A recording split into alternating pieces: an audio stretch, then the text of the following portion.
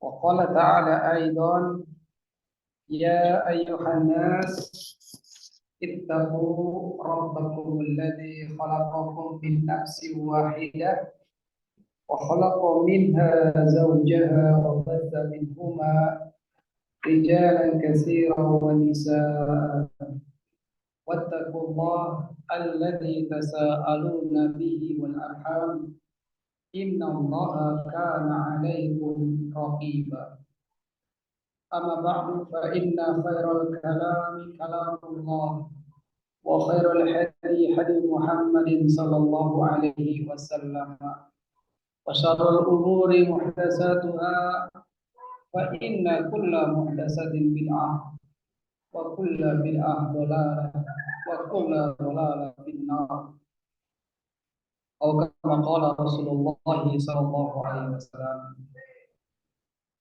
أيها الأخوات أمهات طالبات الكريمات, insyaallah kita akan lanjutkan pada kesempatan yang berbahagia ini kaji kita dalam kitab wa karya Syekh Abdul Razak ibn Abdul Muhsin Al-Badr hafizallahu taala, Ashru Qawaid fi Tazkiyatin Nafs, 10 kaidah di dalam pensucian jiwa. Konsep Islam, konsep yang Allah berikan, juga Rasulullah sallallahu alaihi wasallam ajarkan dalam pensucian jiwa. Yang mana kita telah ketahui Allah telah berfirman, qad aflaha man zakkaha wa qad khaba man dassaha. Sungguh beruntung orang-orang yang mensucikan jiwanya dan sungguh merugi orang-orang yang mengotorinya. Telah berlalu 5 kaidah dalam pensucian jiwa, yaitu yang pertama dia adalah tauhid sebagai dasar pensucian jiwa, kemudian berdoa sebagai kunci pensucian jiwa, lalu Al-Quran, malah dia adalah sumber mata air, ya, sumber dalam pensucian jiwa. Yang keempat, dia adalah Rasulullah sallallahu alaihi wasallam dengan sunnahnya sebagai uswah, sebagai qudwah dalam pensucian jiwa. Lalu yang kelima, dia adalah yang kemarin, ya, bulan lalu, takhliyah wa tahliyah.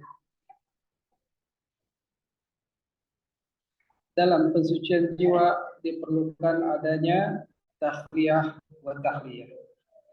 Artinya yaitu membersihkan, ya. Membersihkan kemudian menghiasi. Sudah adanya kotoran yang meliputi hati atau jiwa manusia, jiwa seorang hamba, maka dia perlu membersihkan kemudian menghiasi. Adapun sekarang judulnya cukup panjang. Al-Qaidatu Sadisah, kaidah yang ke-6, Iglaqul manafidhi allati tukhriju bil insani 'anit tazkiyah wa tub'iduhu 'anil fadilah wa tuqi'uhu fir radilah. Yani apa? Menutup manafid. Manafid merupakan jamak dari manfad. Dia itu artinya adalah saluran atau celah, ya. Celah tentu jangan dipikirkan hanya sesuatu yang kecil. Lubang juga demikian. Celah itu ada yang besar, lubang juga ada yang besar. Maka menutup celah, menutup lubang yang dapat mengeluarkan seorang hamba, seorang manusia dari pensucian jiwanya. Wa tub'iduhu 'anil fadilah, dan menjauhkan sejauh-jauhnya dari keutamaan, dari kemuliaan, dan juga tu'i'uhu, atau menjatuhkannya, menjerumuskannya di dalam radilah, kehinaan. Ringkasnya, kaidah keenam ini adalah menghindari perkara yang bisa yang bisa merusak, yang bisa mengotori kesucian jiwa. Menghindari hal-hal yang bisa mengotori kesucian jiwa. Kaidah yang agung ini banyak dalil-dalil yang menunjukkan halnya. Syekh Abdul Razak Hafizullah Ta'ala mengatakan, wa yahtajul abdu hajatan masatan ila iglaqil manafid. Seorang hamba yahtaj, yang dia membutuhkan, memerlukan kepada hajat, yaitu kepada kebutuhannya, kebutuhan yang masah, kebutuhan yang mendesak. Apa kebutuhan yang mendesak? Yakni iglaq al-manafid, menutup celah. Kalau rumah yang atapnya bocor, hujan yang terus menerus turun, ya, tentu mengganggu, bila mana itu kamar tidur, akan mengganggu kenyamanan dan kenyenyakan tidur.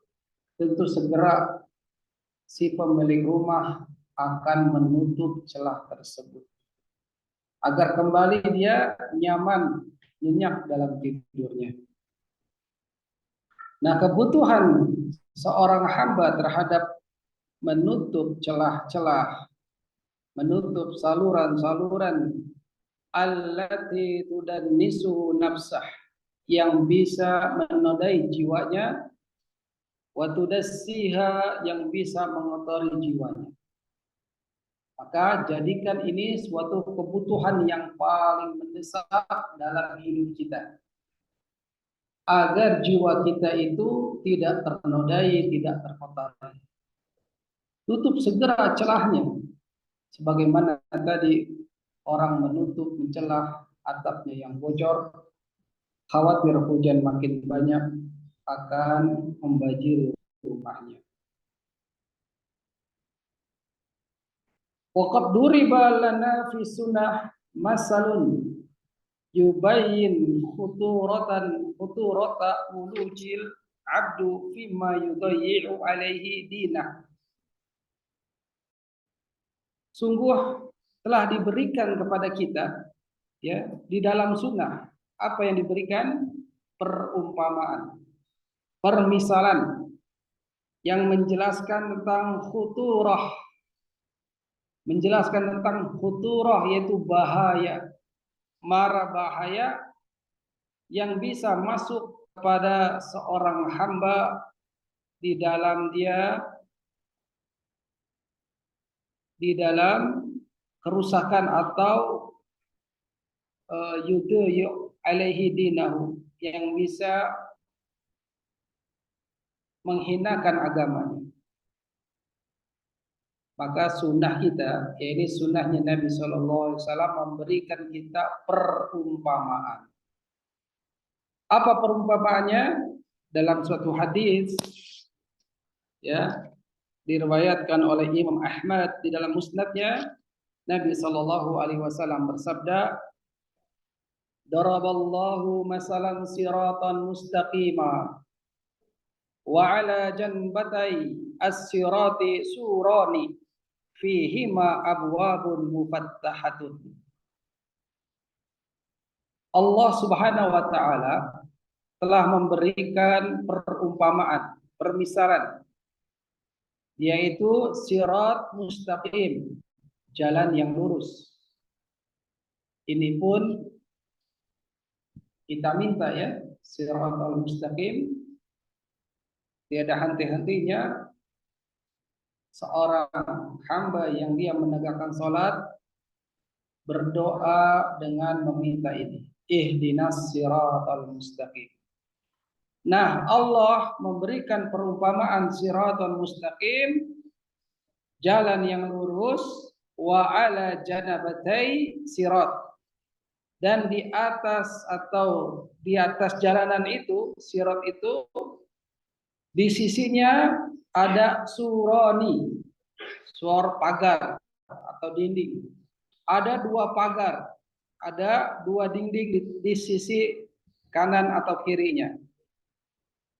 Fihima abwabun mufattahatun. Di pagar-pagarnya itu ya ada pintu-pintu yang terbuka lebar. Ada abwab ya, ada pintu-pintu. Abwab jamak min bab, dari bab. Ada pintu-pintu yang ternganga ya, terbuka lebar. Wa 'alal abwabi suturun. Suturun murkhatun. Dan pada pintu-pintu itu ya ada sutur, ada sitar, itu ada gorden-gorden atau apa namanya, selain gorden, sitar ya, pokoknya ada hijab-hijab, ada gorden-gorden yang tipis, murkhatun. Wa 'ala babis sirati da, dan di setiap ya, dan atas sebuah pintu jalanan tadi yaitu ada seorang da'in, seorang penyeru. Apa yang dikatakan si penyeru ini?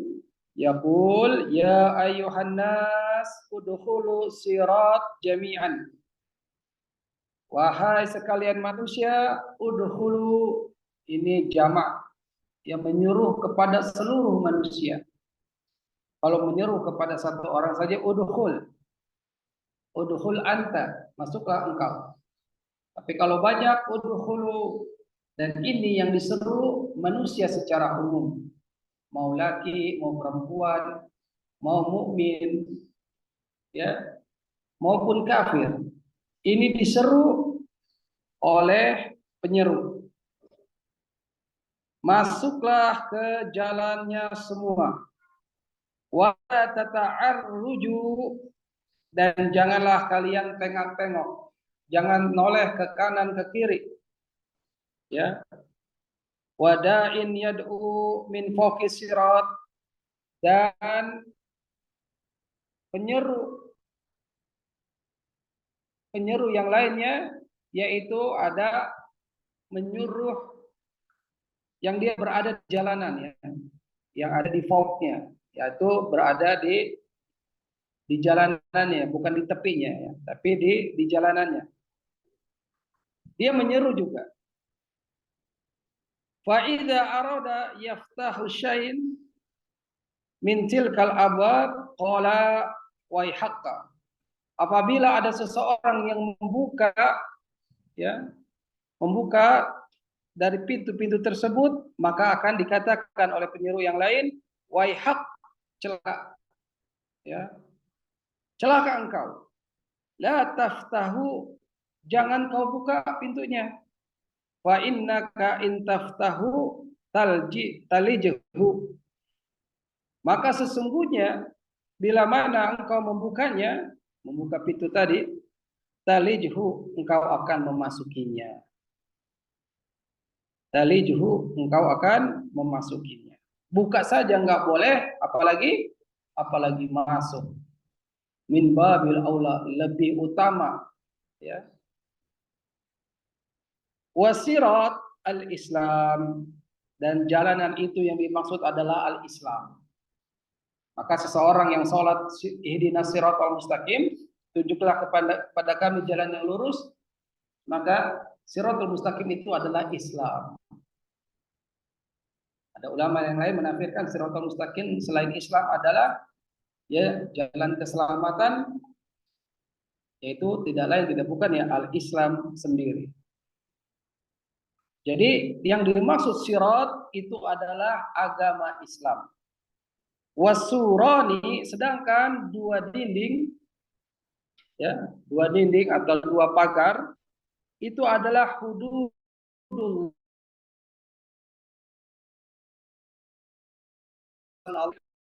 syariat Allah. Wal abwabul baftu wal abwab, ya ini al mufattahah, pintu-pintu yang terbuka itu adalah maharimullahi ta'ala. Itu adalah hal-hal yang Allah haramkan. Pintu-pintu yang terbuka itu adalah hal-hal yang Allah haramkan. Wadzalika ad-da'i ala ra'si sirat, sedangkan perumpamaan seorang penyeru ya di ujung jalan, ala ra'si sirat, ya, yaitu di kepala jalan atau di ujung jalan, itu maksudnya adalah Al-Quran. Ini Al-Quran sebagai penyeru. Wada'i min fawqis sirat, sedangkan da'i penyeru yang berada di dalam atau di fawq sirat ya, di jalanan itu, dia adalah wa'idullah fi qalbi kulli muslim. Dia adalah hati kecil atau bisikan atau naluri di dalam hati setiap muslim. Nah, ini perumpamaan yang diberikan oleh Nabi Shallallahu Alaihi Wasallam. Dan syariat banyak sekali memberikan perumpamaan atau permisalan. Dan perumpamaan yang diberikan ini ya, karena ada sesuatu yang abstrak yang nggak bisa dijangkau oleh indera, maka dikasih perumpamaan, dikasih permisalan agar itu bisa kita pahami. Konkretnya artinya seorang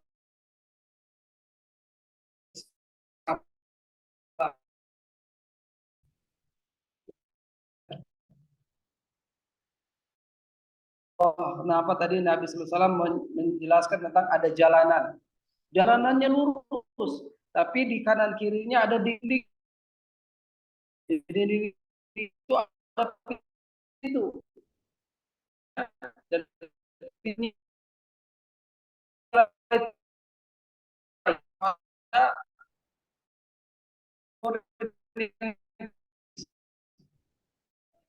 maka yang penyeru dan lurus. Islam yang menyeru itu berada tengok kanan, tengok kiri, ya. Itu adalah pintu bukan sesuatu. Jangan pernah untuk memasukinya. Jangan pernah untuk memasukinya. Sebagaimana juga dalam suatu kaidah usul fikih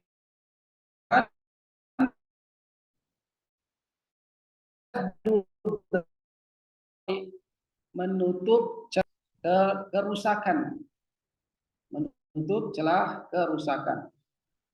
Saddul dhara'i.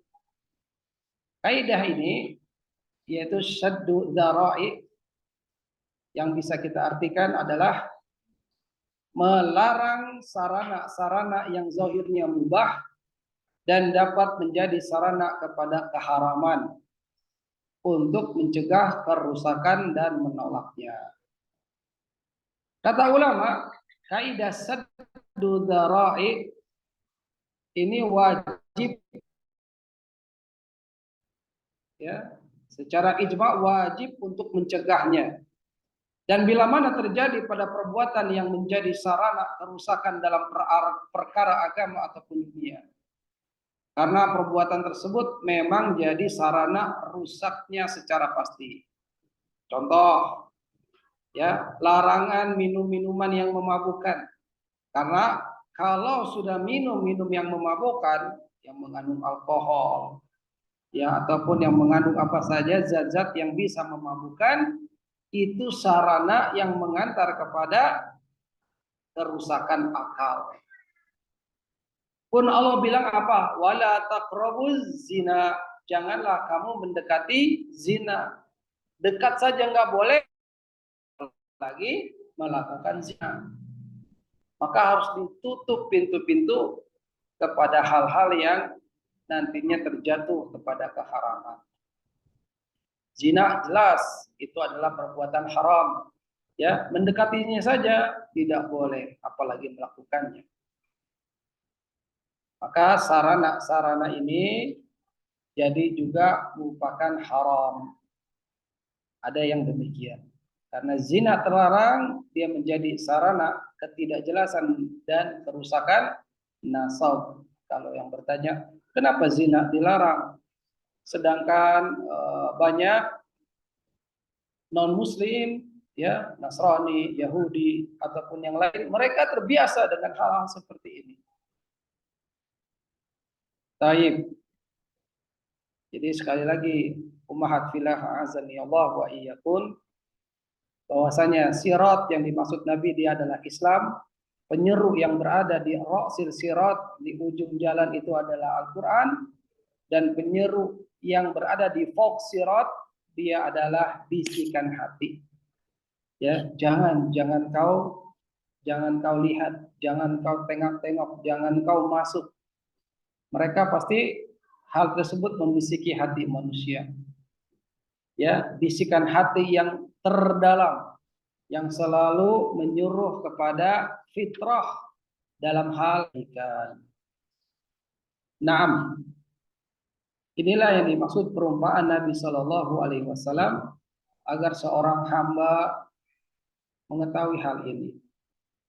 Ya, jadi perumpamaan diberikan itu agar kita bisa jelas, bisa memahami agama ini dengan benar. Ya, dianalogikan seperti itu.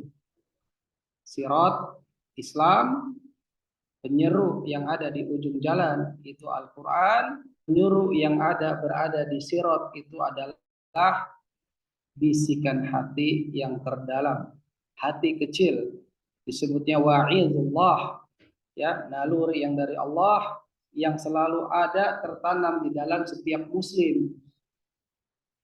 Ya, kalau dikatakan tadi kan menyeru manusia, masuklah. Manusia di sini kan macam ragam, bukan hanya orang muslim, orang kafir juga, bukan hanya orang beriman.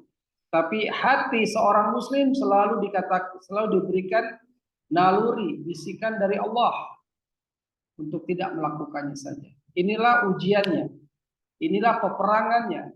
Apakah dia condong kepada hati yang bersih, bisikan dari Allah ini, atau dia malah ikuti bisikan syaitan. Taib. Ummahat fillah azani Allah wa iyyakum, menutup pintu atau menutup celah agar seorang hamba tidak terjatuh ke dalam pengotoran jiwanya, ke dalam perusakan agamanya. Qala Al-Hafiz Ibnu Rajab Al-Hambali rahimallahu ta'ala. Berkata Al-Hafiz Ibnu Rajab, seorang ulama yang lahir di Baghdad, Irak, yang wafat tahun 795 Hijriah dan bermazhab Hambali. Ini mengikuti fikihnya Imam Ahmad ibn Hanbal rahimallahu ta'ala. Apa yang dikatakan oleh Al-Hafiz Ibnu Rajab? Wa man kana fid dunya qad kharaja 'anil istiqamati ala sirat. Siapa saja yang ada di dunia yang dia keluar keistiqomahan. Ya, kita telah bahas ya istiqomah pada pertemuan-pertemuan yang berlalu. Bahkan kita diperintahkan untuk meminta istiqomah. Ya. Oh, ini adalah 10 kaidah istiqomah. Itu juga Syekh Abdul Razak menulis kitabnya. Bahkan diajarkan kita dalam kitab tersebut Allah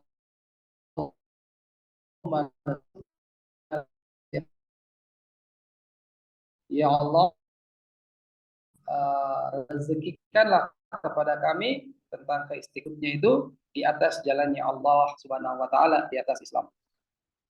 Kita lanjut perkataan Al-Hafiz Ibnu Rajab Al-Hambali rahimahullah, siapa saja yang selama di dunia dia keluar dari keistiqomahan, yaitu keluar dari jalan sirat, berarti yang dimaksud adalah al-Islam.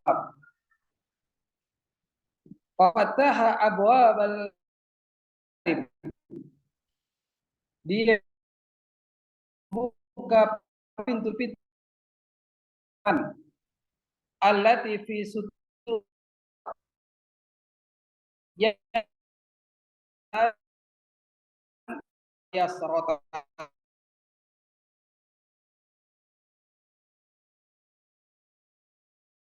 pintu-pintu keharaman yang ada di gorden ya, itu adalah membukanya. Dia coba-coba untuk melihatnya, ya. Udah lihat, akhirnya tertarik, akhirnya jadi masuk. Dan ini menjadi akan sulit nantinya, ya. Seperti orang, ya niatnya ke pasar, ke mall, cuma lihat-lihat, ada barang yang bagus, ya. Akhirnya jadi beli, niatnya berubah.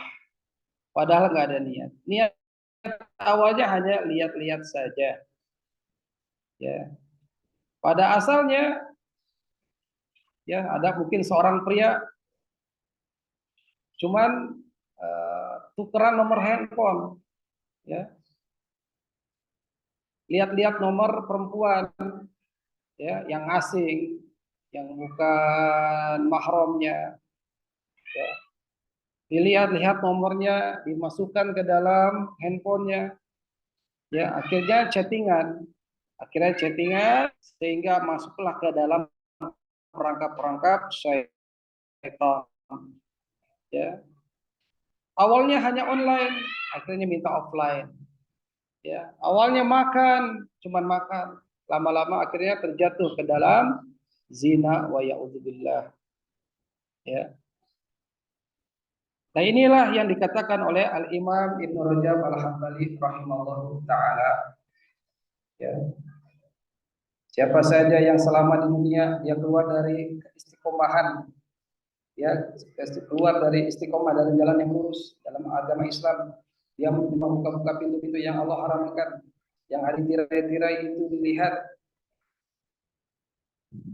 maka apa yang terjadi? Wadkhala ilaiha, dia masuk ke dalamnya.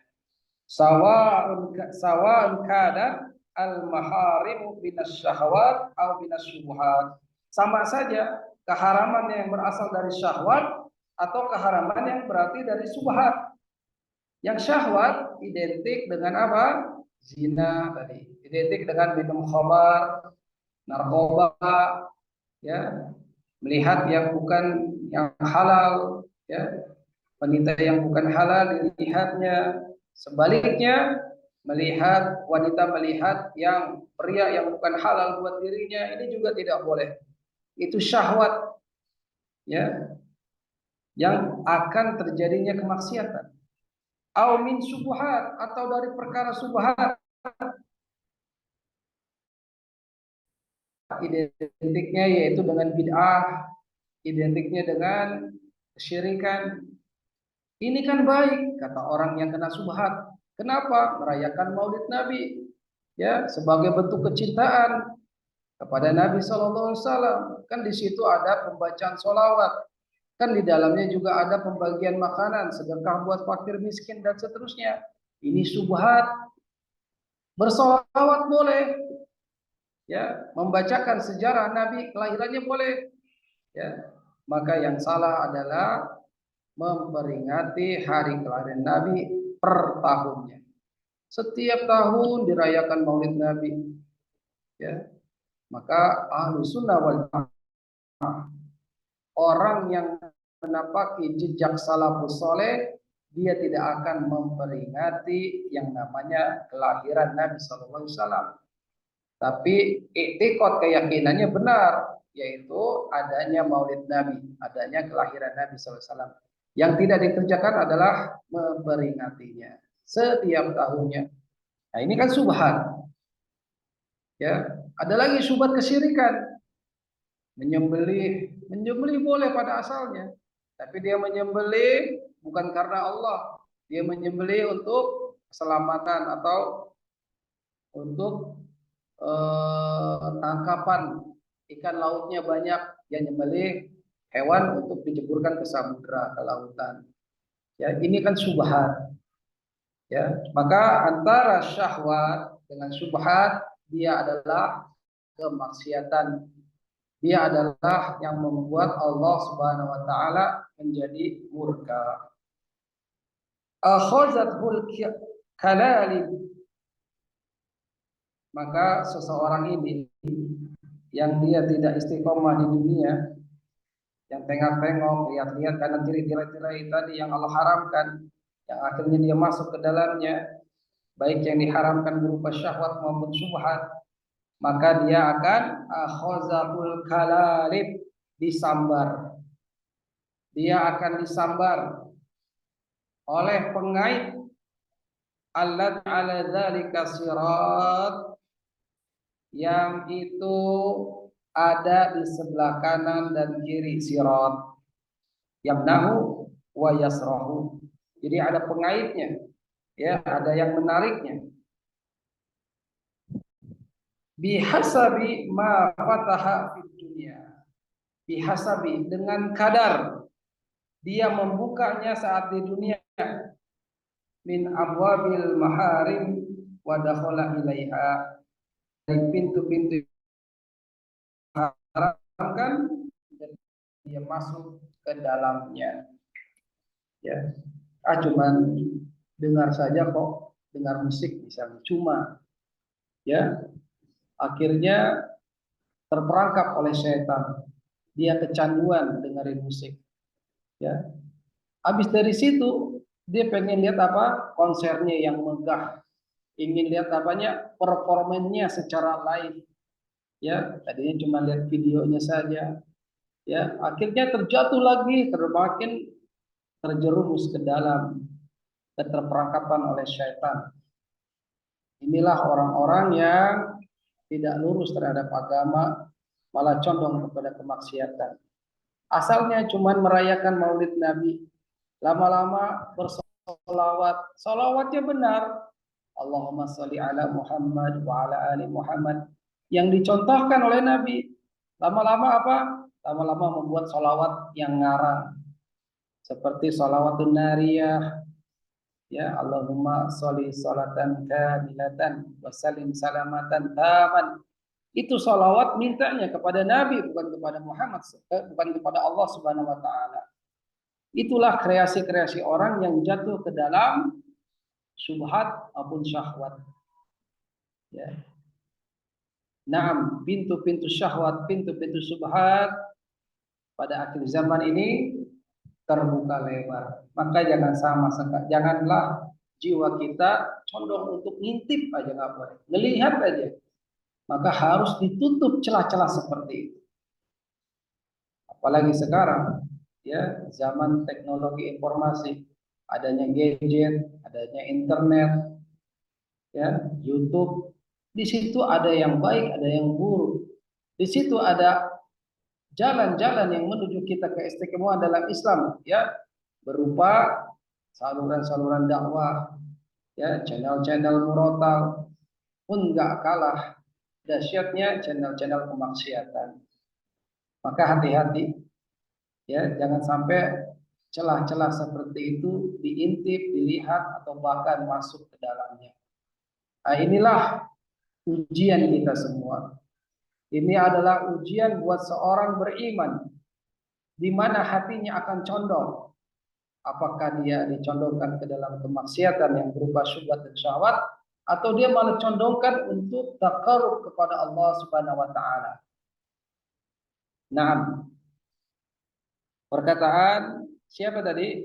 Ibnu Rajab Al-Hambali rahimahullah taala, yang sekali lagi, siapa saja yang dia berada di dunia tapi tidak istiqomah, bukan berada di jalan Islam yang lurus, ya, dia berani membuka pintu-pintu keharaman yang ada di tirai-tirainya, baik kanan maupun kirinya, ya, bukan hanya dilihat tapi dia malah masuk ke dalamnya. Jelaslah hal ini haram, baik haramnya subhat maupun syahwat, maka itu akan disambar, akan terkait. Masih ingat tentang siratal sirat, ya, akidah sirat, yaitu dibentangkannya sirat, jembatan menuju surga yang di bawahnya adalah api neraka. Sirat itu lebih halus daripada rambut, lebih tajam daripada mata pedang, ya. Maka di situ nanti ada besi-besi pengaitnya, ya. Pernah kita jelaskan juga orang yang meniti sirat itu ada yang ngesot, ya, ada yang merangkak, ada yang dia bagaikan hembusan angin cepat, bagaikan kilat secepat-cepat. Maka itu kadar amalannya di dunia, ya. Kadar dosanya nanti dia akan kecebur. Wa ya'udzubillah. Allahumma sabit aqdamana ala sirat, ya Allah. Mudah-mudahan menguatkan, mengokohkan aqdamana, yaitu kaki kita saat meniti sirat, di atas sirat. Ya, nggak apa-apalah terangkat-rangkat, tapi jangan sampai jatuh. Jatuhnya itu kalau dia memang, ya itu di dunia dia lihat-lihat keharaman, dia malah masuk ke dalamnya. Ya, begitulah nanti kadarnya orang-orang yang meniti sirat pada hari kiamat. Dan kita berharap agar selamat. Ya, harapannya bagaikan kilat cepat meniti sirat. Ya, walaupun merangkak, tapi yang penting jangan jatuh. Sama seperti dunia, ya, jangan sekali-kali mencondongkan hawa nafsunya ke syahwat, yang itu adalah memaksiati Allah, atau dia condong ke subhat, melakukan bid'ah, melakukan kesyirikan, yang akhirnya ini lebih parah lagi dosanya. Nah, umat filah azani Allah wa yakuna, kita lanjutkan perkataan Syekh Abdul Razak hafizahullah taala. Ini menukil firman Allah Subhanahu wa taala, qul lil mu'minina yaghuddu min absarihim wa yahfazu furujahum dzalika azka lahum innallaha khabirum bima yasna'un.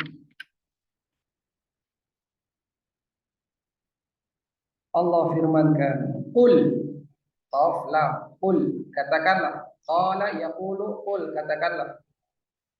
Kepada siapa? Lil mu'minin, kepada orang-orang beriman, mau laki maupun perempuan, yang penting beriman. Ya, yaghuddu min absarihim, untuk dia, untuk mereka menundukkan dari pandangan-pandangan mereka. Satu, jadi perintahnya itu untuk menundukkan pandangan. Wa yahfazu furujahum, ini yang kedua, agar menjaga farjnya, kemaluannya. Dzalika azka lahum, karena hal tersebut lebih mensucikan bagi mereka. Innallaha khabirum bima yasnaun, sesungguhnya Allah khabir, ya, yakni Allah Subhanahu wa taala mengetahui apa yang mereka tasnaun, mereka perbuat. Ya, ini lafaznya buat mukhatab, ya, kepada laki-laki, ya, mukminin, tapi sesungguhnya ini juga khitabnya, pembicaranya buat perempuan. Kalau laki disuruh untuk menundukkan pandangan, perempuan juga sama disuruh untuk menundukkan pandangan. Ya. Kalau laki disuruh menjaga farjinya, perempuan juga disuruh menjaga farjinya. Ya, karena hal ini lebih azka, lebih mensucikan. Baik. Maka dua perintah ini, kenapa didahulukan untuk disuruh menundukkan pandangan dibandingkan menjaga kemaluannya? Karena lewat pandanganlah. Awal-awalnya itu ya, sebagaimana pepatah mengatakan apa? Di bahasa Indonesia, dari mana datangnya cinta? Dari mana, Bu? Dari mata dan turun ke hati. Ya. Itu gara-gara pandangan mata. Ya. Akhirnya mengiyakanlah hatinya. Wah, cantik ya. Oh, Masya Allah ya. Sehingga hatinya tergerak untuk memilikinya. Dan seterusnya jatuh kepada kezinaan. Padahal yang disuruh memandang adalah yang halal-halal saja. Qala Abu Hayyan Al-Andalusi rahimahullah taala. Abu Hayyan Andalus, ini Spanyol, mengatakan qaddima ghadul basar ala hifzil farji li'anna an-nazara yuridu zina. Menundukkan pandangan itu lebih dahulukan daripada menjaga kemaluan. Ya. Karenanya dengan pandangan ya itu menginginkan perzinaan. Pandangan mata itu ibaratnya ya sebagai apa namanya? Sebagai pos menuju zina. Ya. Kalau surat dikirim dulu pakai perangko baru bisa dikirim. Kalau nggak ada perangkonya nggak bisa terkirim. Maka pandangan mata itu adalah perangkonya suatu surat menyurat.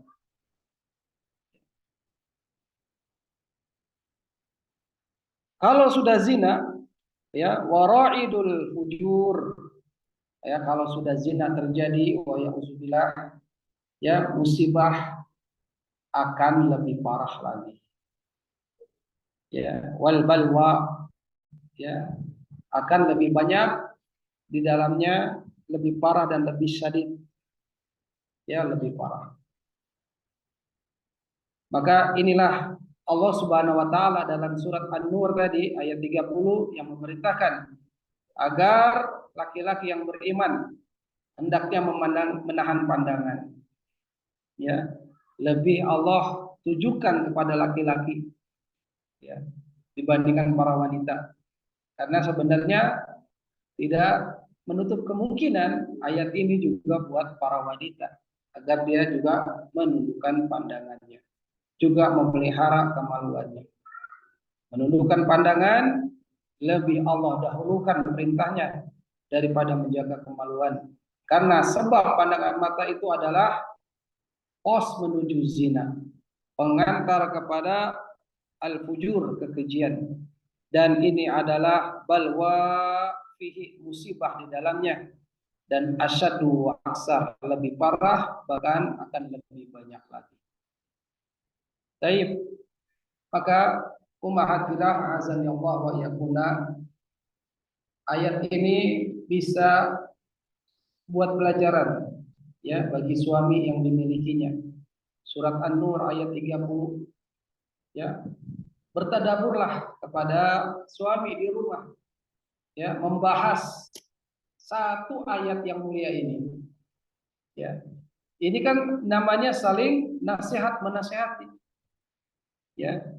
Daripada suaminya kalau jangan jelalatan ya Mas, kalau keluar hati-hati matanya Kang. Tapi kalau berdua ya misalnya tengah malam ya bangun malam, sholat tahajud. Kalau suaminya duluan maka suaminya bangunin istrinya. Kalau istrinya duluan maka istrinya juga membangunkan suaminya. Kalau enggak cipretin ya, kasih air biar bangun. Kalau enggak mau juga jangan dibanjur. Ya, jangan diguyur nanti malah marah. Ya, maka pada saat yang tepat, sesaat suami istri dia sholat tahajud berdua, ya sekali-kali tadabur ayat, karena ayat yang Allah Subhanahu Wa Taala turunkan itu ditadaburi. Afala yatadabbarunal Quran, ya mengapa mereka tidak mentadaburi Al-Quran? Am ala qulubihim aqfaluha, atau hati-hati mereka sudah tergembok, terkunci. supaya tidak terpuji dan tergembok, sering-seringlah kita untuk mentadaburi ayat Allah ya di keluarga ya berdua sama anak ya. Ini ayat-ayat yang cocok buat suami istri ya. Qul lil mu'minin yaghuddu min absarihim wa yahfazu furujahum dzalika azka lahum innallaha khabirum bima tasnaun. Ya, istrinya membaca, suaminya mendengarkan. Atau sebaliknya, suaminya membaca, istri mendengarkan. Ya, atau suaminya baca ayatnya, istrinya membaca sari tilawahnya, membaca artinya, mentadabur. Ya, sehingga dengan hal ini terjagalah keharmonisan keluarga, insya Allah Taala. Ya, jangan sampai nanti suaminya bilang apa, pernikahannya hamba, sudah puluhan tahun nikah. Ya, karena apa? Karena nggak menjaga pandangan matanya. Ya, dia melihat istrinya, oh udah begini, ya, sudah gemuk, ya. Ya, padahal umurnya udah 71, enggak 17 lagi. Ya, dulu beratnya cuma 36, sekarang 63 beratnya. Ya, maka ini nggak nundukkan pandangan ketahuan seperti ini. Ya, tapi kalau menundukkan pandangan seorang laki-laki, dia akan setia insya Allah Taala. Nah, ini insya Allah jurus jitu ya dari Allah Subhanahu Wa Taala untuk supaya keluarga Islam yang harmonis. Ya, negara harmonis gara-gara apa? Biasanya orang ketiga. Orang ketiga muncul karena apa? Laki-lakinya jelalatan. Ya, suaminya nggak bisa menentukan pandangan. Allahu a'lam bishawab. Nah, silakan ya bisa tatbik, bisa praktek tadabbur surat An-Nur surat ke-24 ayat ke-30 bersama suaminya di rumah. Kemudian kita lihat ya Syekh Abdul Razak menukil ahli tafsir ya yaitu Syekh As-Sa'di yang merupakan gurunya dari Syekh Al-Utsaimin rahimahullah taala. Ya, dalam tafsirnya Syekh Syadi mengatakan fa inna man hafiza farjahu wa basarahu, siapa saja ya yang menjaga kemaluan dan penglihatannya, tahura minal khabasi alladhi yatadannas bihi ahlul fawahis, dirinya akan tersucikan dari berbagai macam noda kotoran, yaitu fawahis, orang melakukan kemaksiatan. Warakat wa zakat a'maluhu, amalannya akan murni ya. Amalnya murni karena meninggalkan keharaman. Bisa babi tarkal muharram, dengan sebab dia meninggalkan keharaman. Alladzi tatma'u ilaihi nafas, yang mana itu menjadi condong dan keinginan jiwa manusia. Ya. Waman taraka syai'an lillah, barang siapa yang meninggalkan sesuatu karena Allah, Allahu khairan minhu, Allah akan ganti dengan sesuatu yang lebih baik darinya. Lihat kaidah juga ini. Barang siapa yang meninggalkan sesuatu karena Allah, Allah akan ganti yang lebih baik darinya. Ada seseorang yang dia kerja masih di lingkungan yang Allah haramkan. Dia masih kerja di diskotik misalnya. Dia masih kerja di bank misalnya. Kalau dia meninggalkan hal-hal tersebut, pasti Allah ganti yang lebih baik darinya. Kalau seorang laki-laki, seorang suami yang menjaga pandangan matanya, ya dia tidak melihat wanita yang tidak halal untuk dilihatnya, pasti akan diganti yang lebih baik, yaitu dengan melihat istrinya sendiri. Ya, maka Allah akan ganti segala sesuatu yang seorang mukmin meninggalkan hal-hal yang Allah haramkan dengan yang lebih baik dari sebelumnya. Baik, ya. Maka kaidah yang keenam ini yaitu meninggalkan perkara-perkara yang bisa mengotori jiwanya, ini lebih diutamakan. Kalau kaidah sebelumnya sudah kotor, ya, tapi dia bersihkan dulu, tahliyah atau tahniyah, yaitu dia bersihkan lalu dia hiasi, dekorasi lagi dirinya. Kalau sekarang sama sekali tidak mau melakukan noda dosa, kekotoran jiwanya, dia harus segera kabur, segera meninggalkan, segera tutup celah-celah tersebut. Kalau dia tahu kelemahan jiwanya ini ada di sini, maka dia segera akan tutup, segera dia akan meninggalkan. Ya, sudah tahu di diskotik misalnya, itu banyak musik, banyak wanita yang berpakaian tapi telanjang. Ngapain masuk ke diskotik? Nggak boleh. Ya. Dahulu ada katanya seorang dai boleh saja menyuruh atau berdakwah di dalam diskotik. Ini musibah. Karena diskotik ketahuan orang-orang yang melakukan kemaksiatan. Entah di dalamnya dugem, entah di dalamnya ada wanita-wanita yang berpakaian tapi telanjang. Ya, maka nggak boleh masuk-masuk atau ke sarana-sarana seperti ini. Juga haruslah dia menutup sarana, ya, agar tidak jatuh ke dalam keharaman. Allahu a'lam bishawab. Kita lanjutkan perkataan Syekh Abdul Razak hafizahullah taala, qala Ibnu Qayyim rahimallahu taala. Berkata Al-Imam Ibnu Qayyim rahimallahu taala, muridnya siapa? Muridnya Syekhul Islam Ibnu Taimiyah rahimahullah taala. Wa aksarul ma'asi innama tuwalluduha min fudulil kalam wan nazar. Kata Ibnu Qayyim, dan kebanyakan maksiat-maksiat, ya, kebanyakan maksiat-maksiat alias mayoritas kemaksiatan, inna ditambah ma, hanyalah tuladuha akan dilahirkan, ya, banyaknya kemaksiatan hanyalah disebabkan min fudulil kalam, berlebihan dalam berbicara, wan nazar, dan memandang. Jadi melihatnya dulu berlebihan. Jadi bicaranya juga berlebihan. Kata Ibnu Qayyim, wahuma, yaitu banyak bicara dan banyak memandang, ya, ausa madakhilu syaitan, pintu masuk setan yang paling ausa, paling luas. Fa inna jar, ya, maka sesungguhnya mulut dan mata, hataihuma la yamalani wa la yusa'amani. Karena mulut dan mata adalah dua anggota tubuh yang jarang lelah dan bosan. Ya, mata senang dengan melihat-lihat, nggak pernah lelah. Ya, nonton film sejam 2 jam kuat.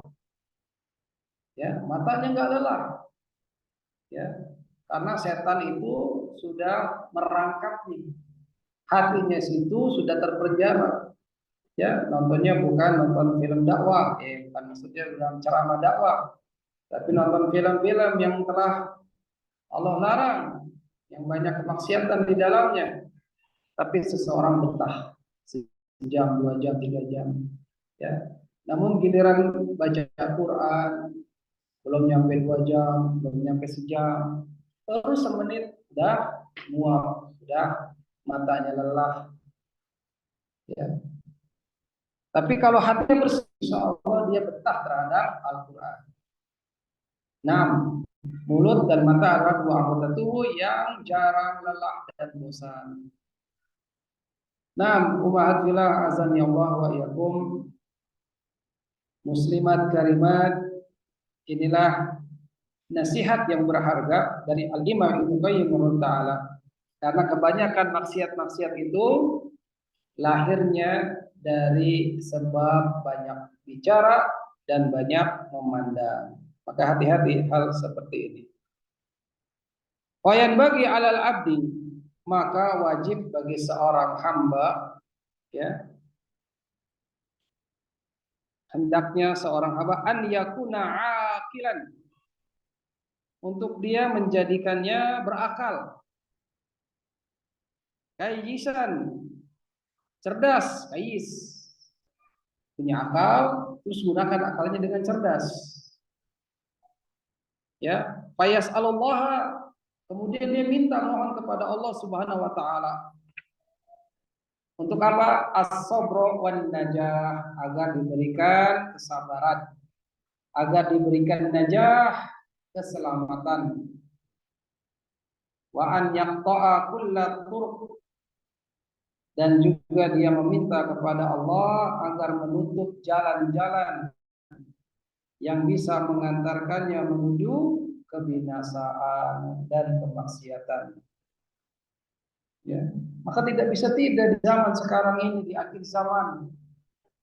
Ya, yang tadi teknologi informasi begitu pesat, gadget beraneka ragam macam, ya, sehingga hal-hal inilah yang kita memohon kepada Allah agar selamat, ya, agar sabar.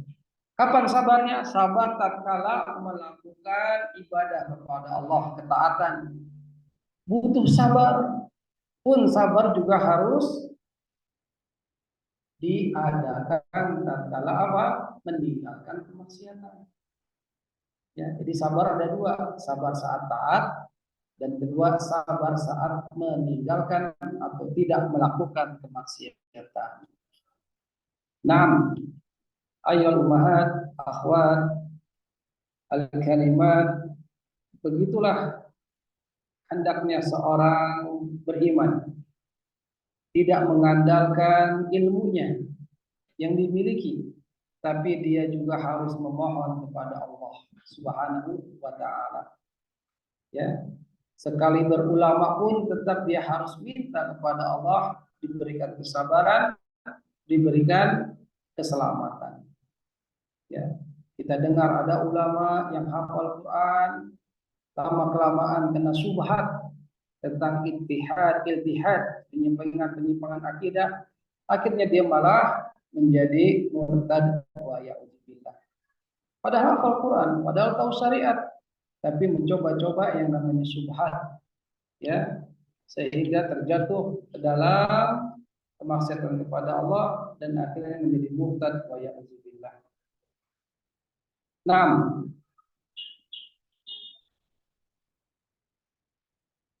Fadinul abdi ra'su malihi, maka agama seorang hamba, ya, agama yang kita miliki ini adalah ra'sul malihi. Apa itu ra'sul malihi? Dia itu adalah harta yang sangat berharga. Agama ini harta yang sangat berharga. Maka siapa saja yang dia menyanyiakannya, ya, doya'ihi khosratun dunia wal akhirah. Dia itu yang acuh dan apa, acuh tak acuh terhadap agama. Ya, dia pasti akan khasarah dunia wal akhirah, akan rugi di dunia dan di akhirat. Maka sangat diperlukan untuk kita memperhatikan agama kita. Agama ini adalah modal kita, ya, agar selamat di dunia dan di akhirat. Jangan sampai dia menyampingkan agamanya, jangan sampai dia menyepelekan agamanya.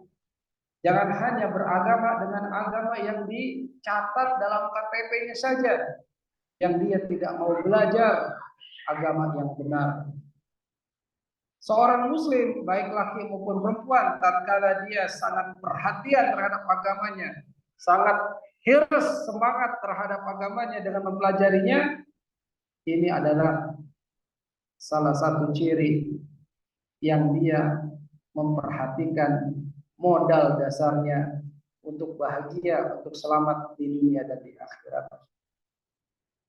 Seperti hari ini, bermajelis ta'lim, mencari ilmu, bagaimana sih mensucikan jiwa secara syariat yang benar, mengkaji kitab-kitab ulama, yang ulama telah memberikan kepada kita hal-hal yang mudah untuk dipahami dalam beragama. Seperti hari ini, 10 kaidah pensucian jiwa, yang sebelumnya tidak ada kitab-kitab yang sangat simpel dalam menyampaikan bagaimana mensucikan jiwa bagi seorang beriman.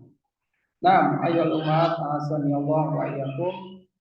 Maka perhatikanlah agama kita sebagai modal dasar, modal utama agar kita selamat di dunia dan di akhirat. Allahu a'lam bishawab. Mungkin ini saja yang bisa disampaikan di zaman kita yang berada di akhir zaman, ya, yang fitnah begitu dahsyatnya, fitnah yang terus menerus turun mencoba seorang beriman agar jauh dari agamanya. Maka perhatikan, ya, alat-alat device yang kita miliki ini jangan sampai menjadi bumerang. Gunakanlah untuk ketaatan dan jangan gunakan untuk kemaksiatan. Ya. Jangan sampai anak-anak kita pun akhirnya memang secara tidak langsung melihat perilaku orang tuanya. Ya, abi umnya sering pegang handphone, ya anaknya minta agar bisa memegang handphone juga. Anaknya nggak mau makan yang kecil, dikasih tontonan biar bisa makan alasannya. Dulu kan kita zaman dulu ya, nggak ada internet, nggak ada gadget, makan nggak perlu nonton ya Pak, makan saja. Tapi sekali lagi cerdaslah akalan kita, akal yang Allah berikan, ya jadikanlah cerdas. Bagaimana cerdasnya? Yaitu dengan menuntut ilmu, ya, bijak dalam menggunakan device, bijak dalam menggunakan gadgetnya, ya, internetnya, supaya kita selamat. Dan keselamatan itu tidak lain tidak bukan adalah memohon kepada Allah Subhanahu wa taala. Jadi tetaplah kita memohon kepada Allah agar diberikan kesabaran dan keselamatan dunia dan di akhirat yang kita hidup di akhir zaman ini. Allahu a'lam bishawab. Mungkin ada pertanyaan sebelum pertanyaan. Ada yang bertanya sebelum ana yang bertanya.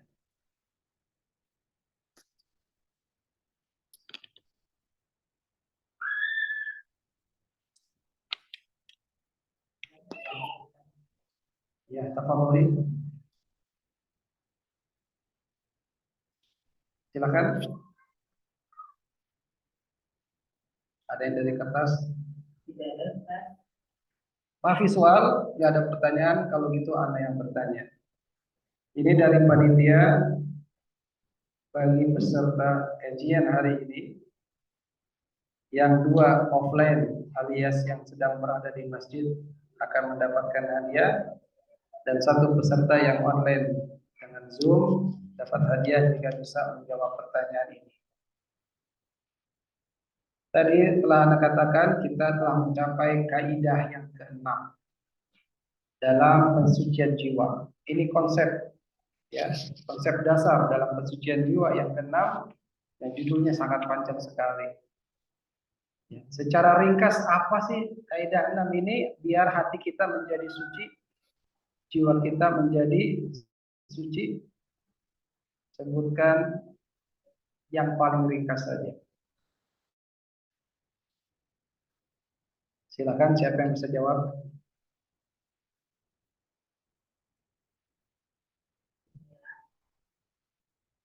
Ya.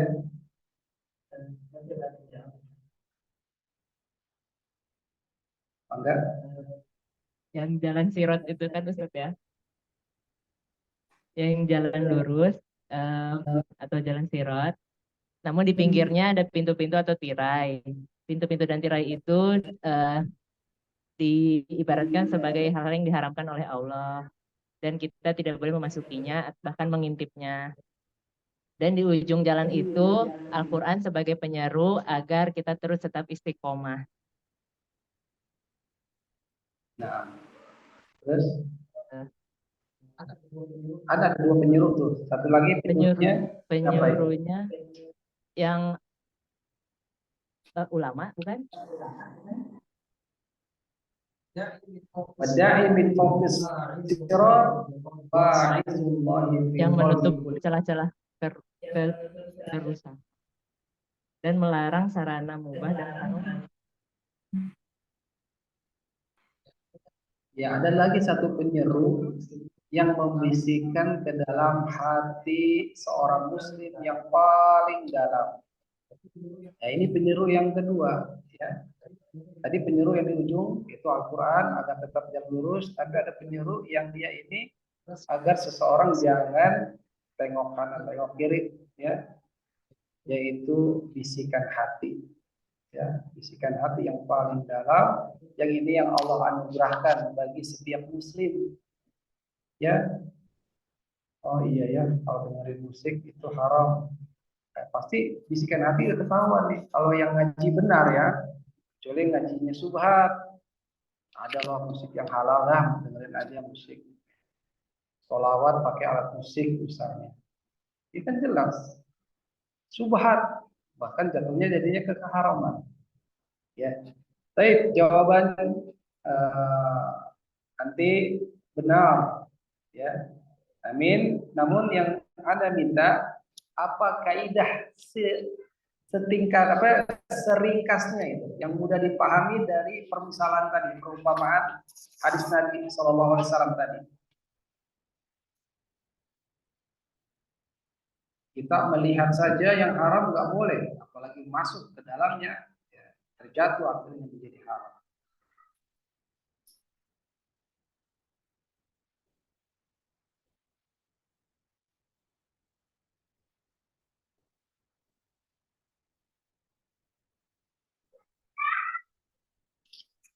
Apa kaidahnya?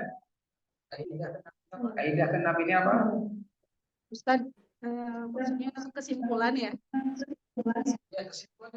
Ya, kesimpulannya udah benar, tapi Anda minta secara ringkas kaidahnya apa ini? Kaidah keenam. Kaidah keenam itu menutup semua celah yang dapat mengikis kesucian jiwa, menjauhkan dari kemuliaan, yang menjauhkan kita dari kemuliaan dan menyeret pada hal-hal maksiat gitu.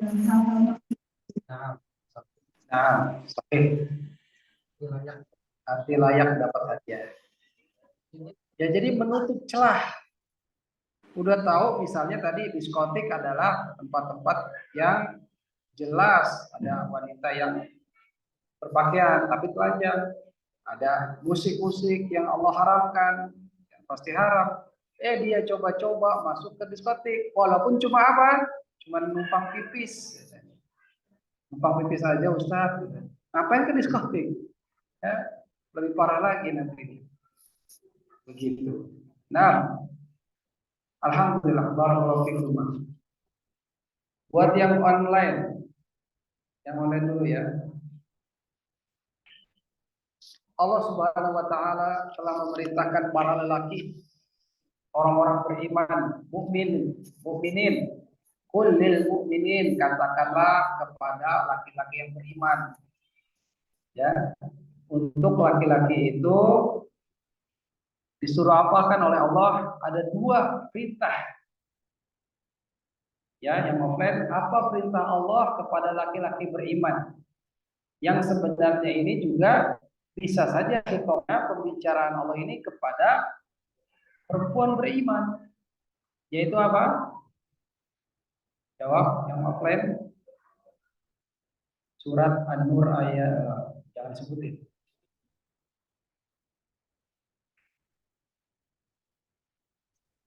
Bismillah. Menutup aurat dan menundukkan pandangan, Ustadz. Menutup aurat dan menundukkan pandangan. Menutup Tertibnya, kemaluan. Urutannya. Menutup kemaluannya dan menjaga pandangan. Kalau secara urutan, mana yang pertama, menutup aurat atau yang menundukkan pandangan? menjaga pandangan lebih utama daripada menutup kemaluan. Ya, menjaga kemaluan. Pertama tadi Allah memerintahkan kepada orang beriman laki-laki beriman agar dia menjaga pandangannya. Satu. Yang kedua, Allah juga menyuruh menjaga farjinya, kemaluannya. Baik, alhamdulillah nanti juga layak dapat hadiah karena benar jawabannya. Nah, wal akhiran dan yang terakhir yang di masjid as-su'al, yakni pertanyaannya adalah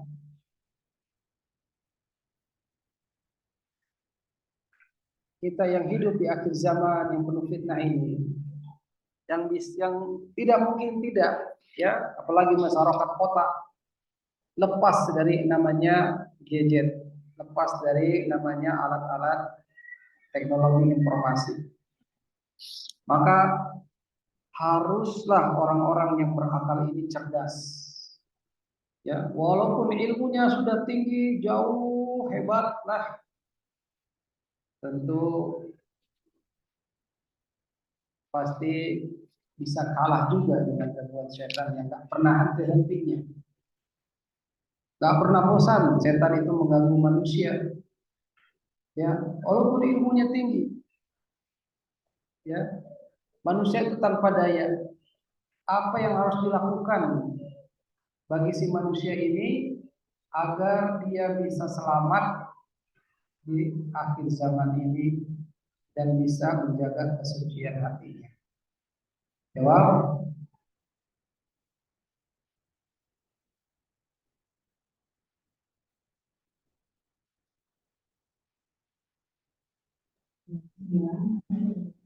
Ya. Dia menjadikannya berakal, cerdas, kemudian minta sama Allah agar diberi kesabaran, keselamatan, dan minta diminta di jalan-jalan yang benar. Nah, intinya dia harus ngapain? Allah minta sama juga Allah dalam bahasa syariat berdoa. Tidak bisa tidak. Doa silahul muslim. Doa itu juga sebagai senjata kaum muslimin. Maka hari ini kita berdoa agar Allah memberikan as-sabr, kesabaran, sabar dalam melakukan ketaatan dan sabar tatkala menjauhi kemaksiatan. Dan kita memohon kepada Allah keselamatan di dunia dan di akhirat. Dan jangan lupa sebelum Anda menutup kajian ini, doakanlah ikhwanana, saudara-saudara kita di Gaza, di Filistin, dalam sujud salat kita, dalam waktu-waktu yang mustajab, ya, agar Allah menolong mereka. Allahumma ansur ikhwanana fi Gaza, di Filistin, atau fi kulli makan.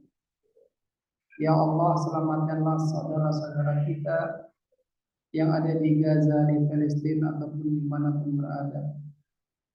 Ya, agar Allah menghancurkan musuh-musuh Islam, agar Allah benar-benar membinasakan musuh-musuh Islam. Yahudi laknatullah alaihi. Inilah yang Allah laknat, yaitu Yahudi. Namun Yahudi yang licik menjadikan nama yang mulia menjadi nama negaranya. Israel, ini nama yang mulia. Ya, jangan pernah kita melaknat Israel, jangan pernah kita bilang ganyang Israel. Karena ini adalah nama kedua dari Nabi Allah. Siapa? Yakub alaihissalam. Sedangkan Yakub seorang nabi, putra dari seorang nabi, yaitu Ishak alaihissalam bin Ibrahim alaihissalam. Maka ummahatillah azani Allah wa Yakub, kalau mendoakan, jangan mendoakan kelaknatan terhadap Israel, tapi kelaknatlah atas Yahudi. Ini persis seperti Nabi SAW bersabda yang Allah melaknat Yahudi. Kata Nabi, la'anallahu Yahud wa Nasara ittikhadu atau ittikhada kubur anbiya'ihim masajid. Allah melaknat Yahudi dan Nasrani yang menjadikan kuburan para nabi mereka masjid atau tempat ibadah.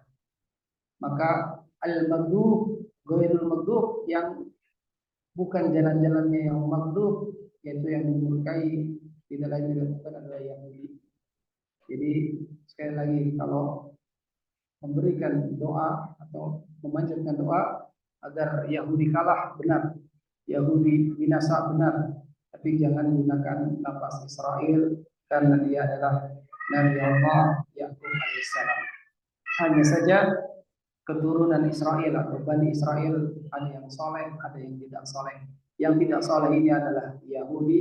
Dari zaman Nabi pun banyak orang-orang Yahudi yang membangkang hatta sampai sekarang. Allah a'lam bishawab. Mungkin itu saja yang bisa disampaikan. Kurang lebihnya mohon maaf. Yang hak tentu dari Allah Subhanahu wa taala, yang salah dari anak pribadi mohon ampun, mohon maaf kepada Allah dan juga kepada umat sekalian. Kita akhiri dan jangan lupa bermurojaah pelajaran-pelajaran yang kami sampaikan. Kita telah melalui 6 kaidah pensucian jiwa. Tauhid yang pertama, kemudian berdoa sebagai kuncinya, Al-Quran, kemudian menjadikan Al-Quran sebagai sumbernya, lalu menjadikan Nabi SAW sebagai panutannya, kemudian tahliyah wa ta'liyah, qabla tahliyah, yaitu pembersihan, kemudian kita juga menghiasinya, dan yang keenam tadi itu menutup celah, menutup lubang, ya, agar kita tidak terjatuh ke dalam perkara-perkara yang Allah haramkan. Allahu a'lam bishawab. Subhanaka Allahumma wa bihamdika nashhadu an la ilaha illa anta nastaghfiruka wa natubu ilaik. Wassalamualaikum warahmatullahi wabarakatuh. Bismillah. Untuk Ummu Hurairah, ditunggu alamatnya ya. Bisa via WA atau chat di IG, chat di Zoom.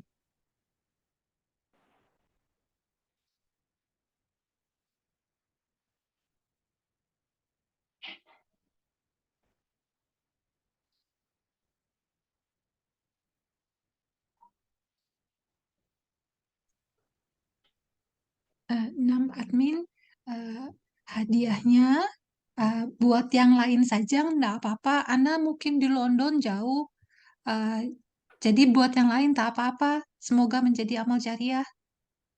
Oh, naam. Naam, Jazakillah khair, Wa jazakillah khair, Ukhti.